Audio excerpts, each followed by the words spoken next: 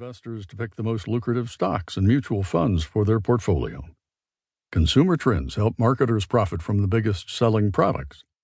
Fashion trends help clothes designers put together their new line of clothing. Disease trends help the Centers for Disease Control respond quickly to prevent or at least minimize outbreaks. Crime trends help local police departments make important decisions about patrolling their communities. Weather trends help climatologists warn us when bad storms are approaching. Trends on Twitter help us to get a feel for hot topics of discussion among the general populace. End time trends. Trends that relate to the prophetic signs of the times in the Bible help us to understand that we are indeed living in the end times. They also give us a sense of what we might reasonably expect in the near-term prophetic future. I'll talk a lot about these signs in this book. At the outset, however, I need to emphasize that from a biblical perspective, many of these signs are specifically said to emerge during the 7-year tribulation period that precedes the second coming of Christ. How do we know this? In Matthew chapter 24, verse 3, the disciples asked Jesus, "Tell us, when will all this happen? What sign will signal your return and the end of the world?" In verses 4 and following, Jesus speaks of a number of signs that will predominate during the 7-year period prior to the second coming. Jesus then instructs, "Now learn a lesson from the fig tree. When its branches bud and its leaves begin to sprout, you know that summer is near. In the same way, when you see all these things, you can know his return is very near, right at the door."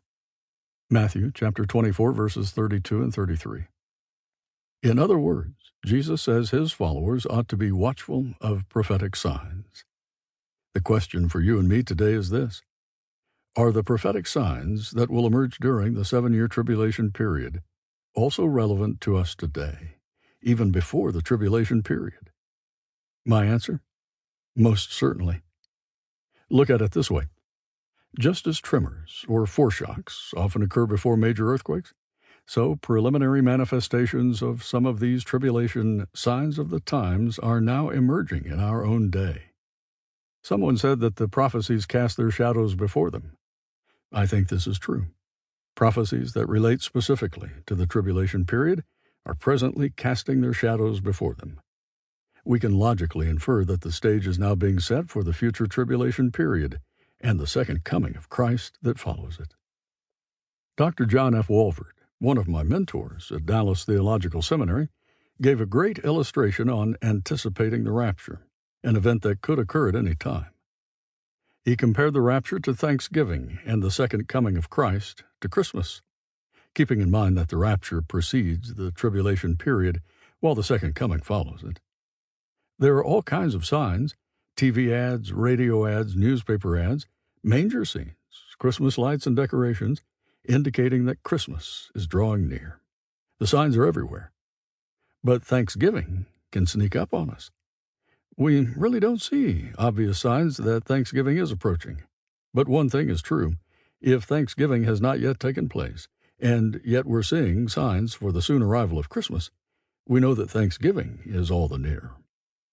By analogy, as we witness the stage being set today for events that will transpire during the tribulation period in anticipation of the second coming of Christ, we can logically infer that the rapture is drawing all the nearer.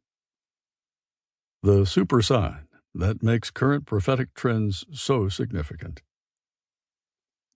While I will mainly address the present and near-term future in this book, End-Time Super Trends, I must digress to the 1940s for a moment, for this decade holds a key to the prophetic future.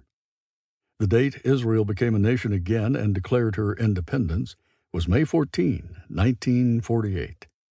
And what a phenomenally important event this was from the perspective of biblical prophecy. Ezekiel chapter 37, verses 1 through 14. Indeed, we might call this a super sign of the end times.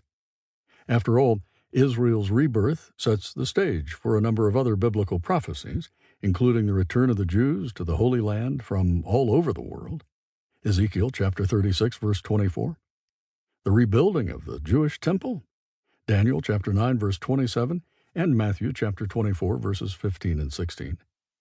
the signing of a covenant with Israel by a world leader who is yet to emerge. To keep listening to this audiobook, I've left you a link in the description so you can do it at no cost thanks to Audible's 30-day free trial.